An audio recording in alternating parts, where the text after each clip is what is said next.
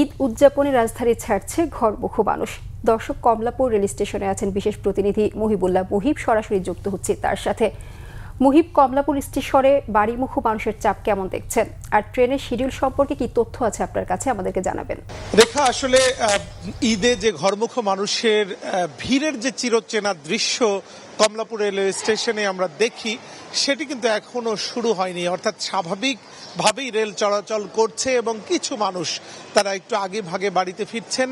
আমরা কথা বলছিলাম যাত্রীদের সঙ্গে, তারা বলছেন যে অন্যান্য বারের তুলনায় তারা অনেকটা ঝক্কি ঝামেলাবিহীন ভাবেই তারা বাড়ি ফিরছেন। এবং কমলাপুর রেলওয়ে স্টেশনে কিন্তু আমরা দেখছি যে নিচ্ছিদ্র নিরাপত্তা ব্যবস্থা নেওয়া হয়েছে, বিশেষ করে যাত্রীরা যাতে বিনা টিকিটে ট্রেন ভ্রমণ করতে না পারেন। এ কারণে কিন্তু ঠিক কমলাপুরের যেই প্রধান গেট, সেই গেটের বাইরেই অতিরিক্ত গেট স্থাপন করে টিকিট চেক করা হচ্ছে। এবং এবারের শতভাগ টিকিট কিন্তু অনলাইনে দেওয়া হচ্ছে। এই অনলাইনের টিকিট কেটেই কিন্তু যাত্রীরা ঘরে ফিরছেন। আমরা কথা বলেছি এখানে যারা দায়িত্বপ্রাপ্ত রয়েছেন, যে এখন পর্যন্ত ট্রেনের কোনো ধরনের শিডিউল বিপর্যয় তো নেই, বরং যথাসময়ে প্রতিটি ট্রেন ছেড়ে যাচ্ছে এবং ট্রেনগুলোতে সে ধরনের কোনো উপচে পড়া ভিড় আমরা লক্ষ্য করছি না।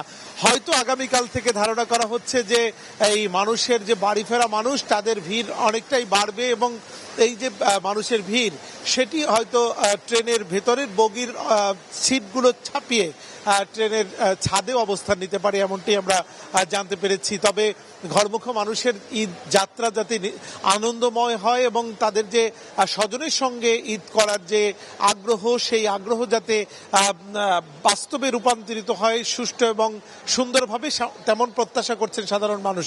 তো এই ছিল আমার কাছে রেখা, কমলাপুর রেলওয়ে স্টেশন থেকে সার্বিক পরিস্থিতির তথ্য। মুহিব, আপনাকে ধন্যবাদ।